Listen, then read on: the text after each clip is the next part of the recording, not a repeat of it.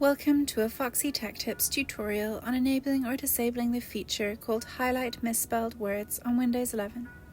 If you find this tutorial helpful, please consider subscribing to my channel and liking the video. From the Windows 11 desktop, go to the search bar at the bottom, search for Settings and then open them.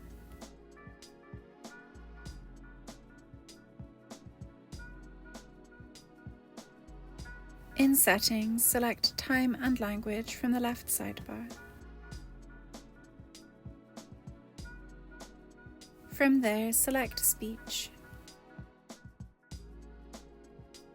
Here in Speech Settings, the first option is to change your speech language. Click the drop-down box and change to the language that you speak in. And that draws an end to this tutorial. Please like the video if you found it helpful and subscribe to Foxy Tech Tips for more Windows 11 tips and tricks.